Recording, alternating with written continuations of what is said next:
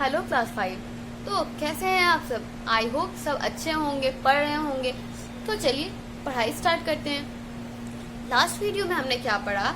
आपके बुक का chapter 8 the frigid zone. इसमें कौन कौन से टॉपिक्स हमने पढ़ लिए? First the climate of the frigid zone. Second क्या पढ़ा था हमने? The vegetation of the frigid zone. ठीक है, तो आज हम लोगों को क्या पढ़ना है? The wild life of the frigid zone.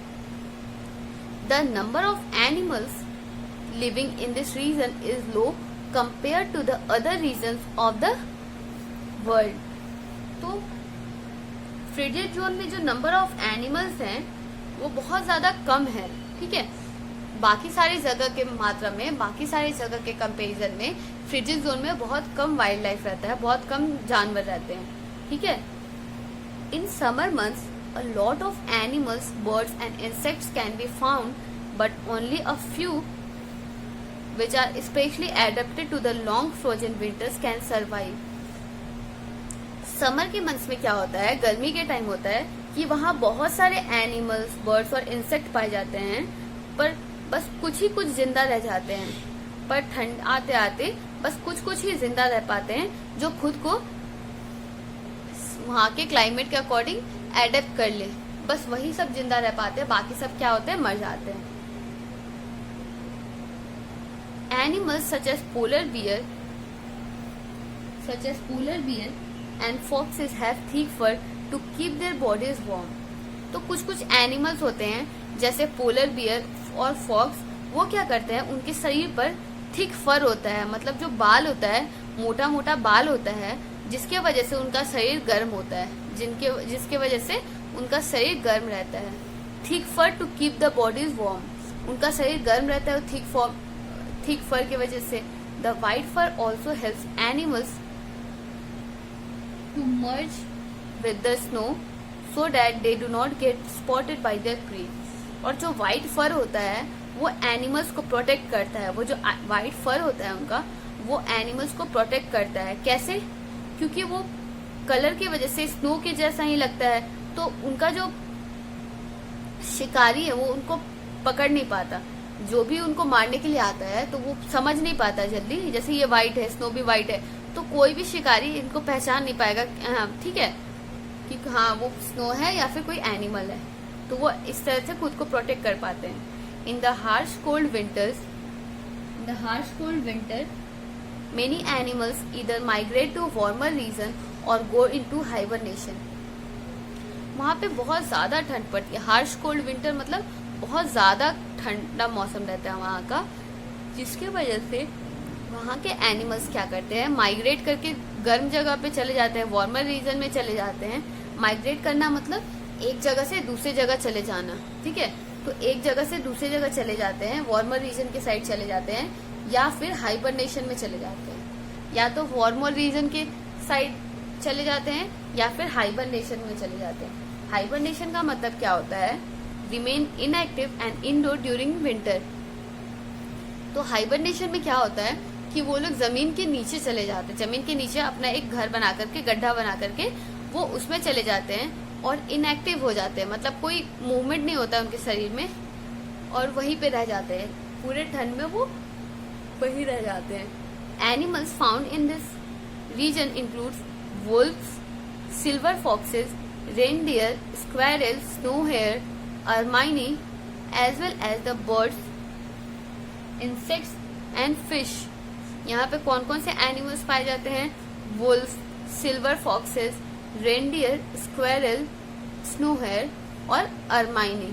ठीक है, और यहाँ पे बर्ड्स, इंसेक्ट्स और फिश भी पाई जाती हैं। ठीक है, फ्रिजिड जोन में बर्ड्स, इंसेक्ट्स, फ्रिजिड और फिश भी पाई जाती है। Amphibians and reptiles are rare, Arctic peoples rare, reindeer. तो वहाँ ये सब एनिमल्स तो ठीक है पाए जाते हैं, पर वहाँ एम्फीबियंस और रेप्टाइल्स बहुत कम पाए जाते हैं। रेयर मतलब बहुत कम। तो एम्फीबियंस और रेप्टाइल्स फ्रिजिड जोन में बहुत कम होता है। आर्कटिक जोन के लोग क्या पालते हैं? रियर मतलब पालना, पशुपालन। तो क्या पालते हैं? कौन सा जानवर? Reindeer. Arctic people rear reindeer. Penguin, snow owls, albatross, seals, walruses, and polar bears are some animals found in the frigid zone. Frigid zone में कौन कौन से एनिमल्स पाए जाते हैं? Penguin, snow owl, albatross, seals, walruses and polar bear, ये सब कहाँ पाए जाते हैं? फ्रिजिड जोन में। तो ये सब का फोटो दिया हुआ है, ये रहा रेनडियर। आर्कटिक पीपल इसी को पालते हैं अपने घर पे।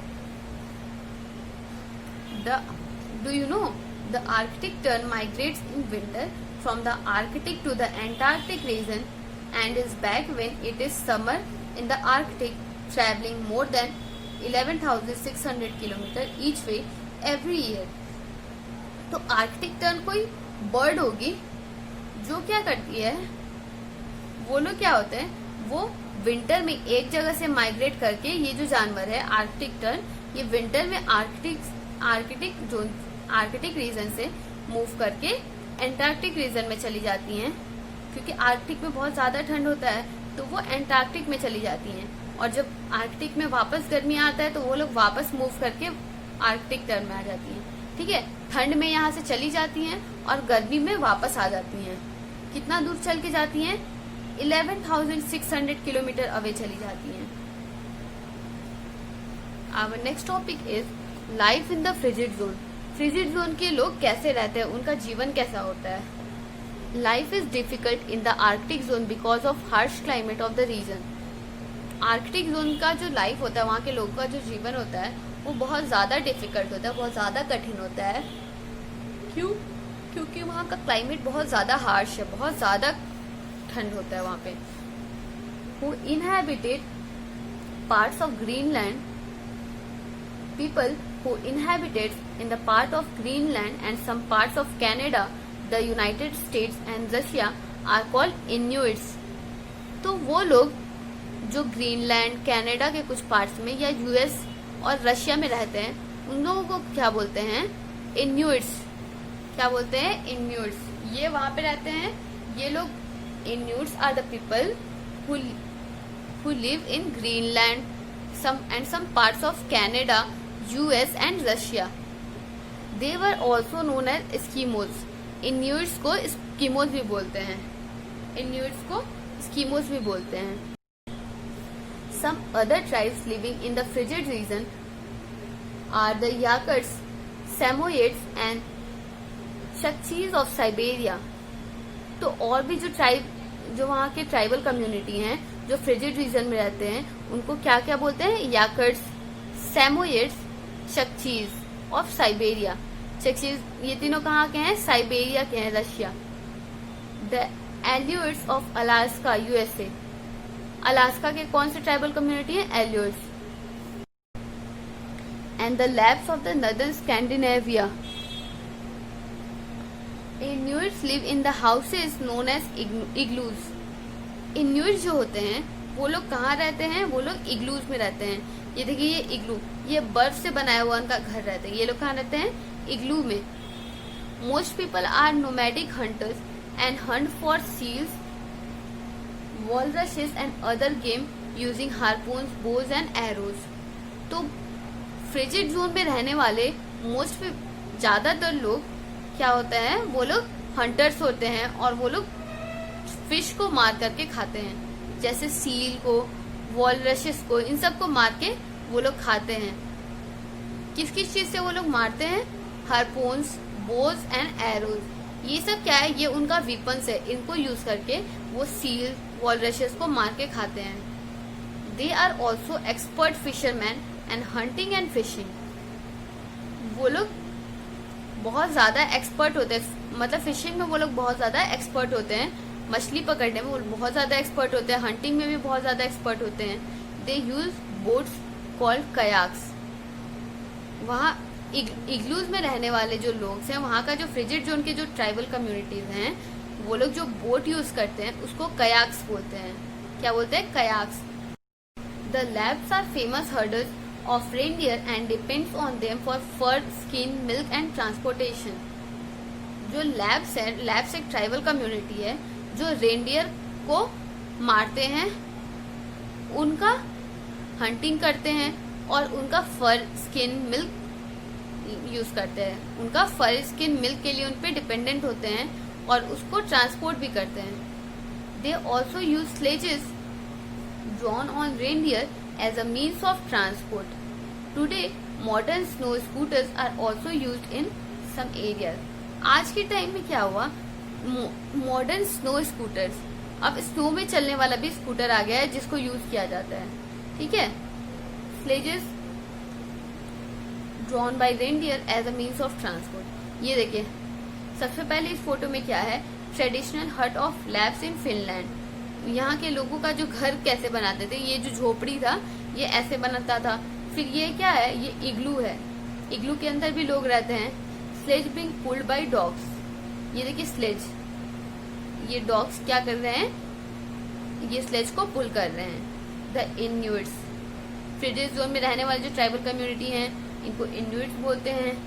ये लोग क्या है, ये चकचीज है।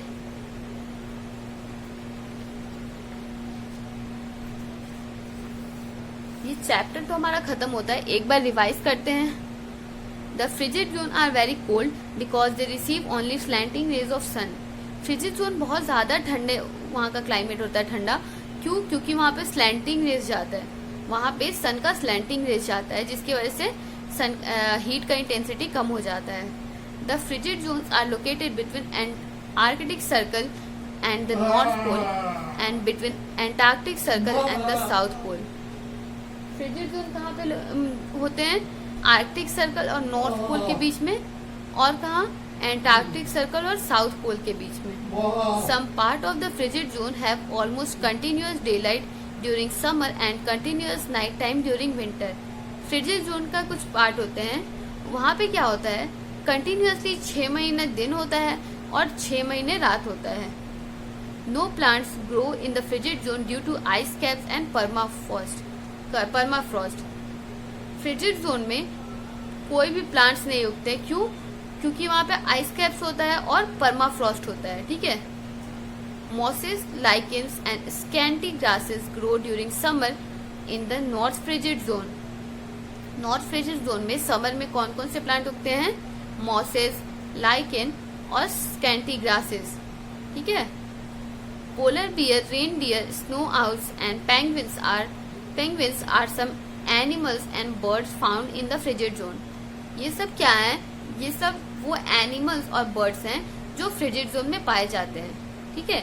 लास्ट पॉइंट क्या है, the people living in the frigid zone are traditionally hunter. जो लोग फ्रिजिड जोन में रहते हैं वो ट्रेडिशनली क्या होते हैं, हंटर होते हैं, मतलब जानवरों को मार के खाते हैं, ठीक है। तो आज के लिए बस इतना ही, कल हम लोग इसका एक्सरसाइज क्वेश्चन बनाएंगे, ठीक है। Till then bye bye, take care.